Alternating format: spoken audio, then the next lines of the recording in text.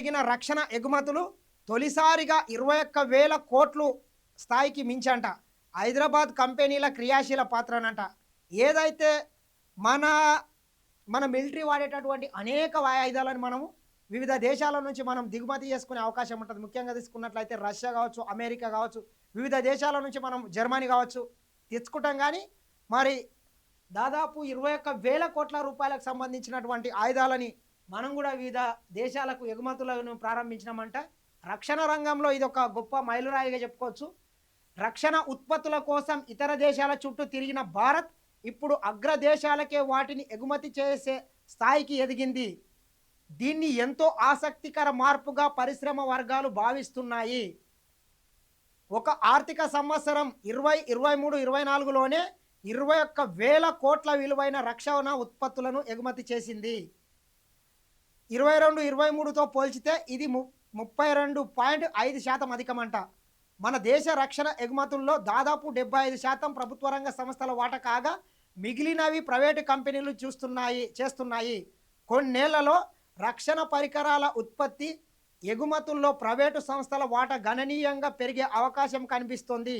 ఇందులో హైదరాబాద్ కేంద్రంగా కార్యకలాపాలు సాగిస్తున్న కంపెనీలు క్రియాశీల పాత్ర పోషిస్తున్నాయి.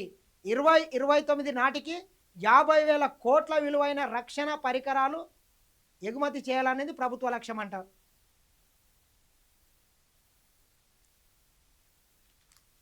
100కు పైగా దేశాలకు మనము ఆయుధాలను ఉత్పత్తి చేస్తున్నామంట. ఏమేమి ఎగుమతి చేస్తున్నామంటే బుల్లెట్ ప్రూఫ్ జాకెట్లు, హెల్మెట్లు అంట, డోర్నియార్డ్లు, అదేవిధంగా ఎయిర్ క్రాఫ్ట్లు, చేతక్ హెలికాప్టర్లు, ఇంటర్సెప్టిస్ బోట్లు, తేలికపాటి టర్బోడోలు, బ్రహ్మ supersonic missiles, artillery guns అంట, రాడార్లు, ఆకాశ్ మిసైల్స్, పినాకా రాకెట్లు, ఆర్మర్స్ వాహనాలు, యుద్ధ విమానాల విడిభాగాలు అధికంగా ఎగుమతి అవుతున్నాయంట.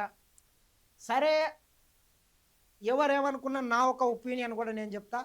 ప్రపంచ దేశాలు కూడా ఈ అత్యధికంగా ఆ దేశాల్లో ఉన్నటువంటి బడ్జెట్లో అత్యధిక పర్సెంటు రక్షణ రంగానికే కేటాయిస్తాయి అన్ని దేశాలు. కానీ మరి ఐక్యరాజ్య సమితి ఏర్పడి ఇన్ని సంవత్సరాలైనా కూడా చాలా దేశాలలో యుద్ధాలు జరుగుతూనే ఉన్నాయి నిరంతరంగా. ఒక పక్క రష్యా ఉక్రెయిన్ కావచ్చు, ఇటు పక్క చూస్తే కూడా మధ్యాసియా కంట్రీస్లలో కూడా ఇజ్రాయెల్ గాజా మీద దాడులు కావచ్చు, ఇట్లా జరుగుతూనే ఉన్నాయి. కానీ ప్రపంచ దేశాలు కూడా ఒకసారి ఆలోచన చేయలే. రక్షణ రంగానికి కేటాయించేటటువంటి నిధులలో సగం నిధులను తగ్గించి అభివృద్ధి మీద పెడితే ప్రపంచ దేశాల రూపురేఖలు కూడా మారిపోయే అవకాశం ఉంటుంది. చాలా దేశాలు తమ మోతేపారిని, తమ ఆధిపత్యాన్ని చూపించుకోవడానికి అత్యధికంగా ఖర్చు పెడుతుంటాయి. ఒక దేశాన్ని చూసి ఒక దేశం ఈ రక్షణ రంగానికి అత్యధికంగా ఖర్చు పెట్టడం, కొత్త కొత్త బాంబుల్ని తయారు చేయడం, అణుబాంబులు తయారు చేయడం వల్ల ఇది ప్రపంచ వినాశనానికి గురైతే దారితీస్తుంది. కానీ దీనివల్ల ఎటువంటి అభివృద్ధి కూడా జరిగే అవకాశం లేకుంటుంది.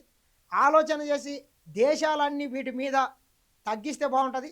అదేవిధంగా ఉగ్రవాదం కూడా తగ్గితే బాగుంటుంది. ఆ రకంగా ఆలోచన చేస్తే బాగుంటుంది. ఒక్కొక్క దేశంలో ఒక పరిస్థితి. కొన్ని మన దేశంలో ఉంటే మతాల మధ్యన ఘర్షణలు జరుగుతుంటాయి. మరికొన్ని పాకిస్తాన్ కావచ్చు, ఆఫ్ఘనిస్తాన్ ఆ కంట్రీస్లలో చూస్తే కొంత ఉగ్రవాదం ఎక్కువ ఉంటుంది.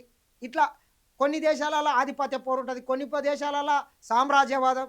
వీటన్నిటిని పక్కన పెట్టి అభివృద్ధి మీద ప్రపంచ దేశాలు దృష్టి పెడితే బాగుంటుంది. వీటి వల్ల పెద్ద ఉపయోగం కూడా లేదు. లక్షల కోట్లు ఒక రక్షణ రంగానికి కేటాయించడం వల్ల అది దేనికి పనికిరాని కూడా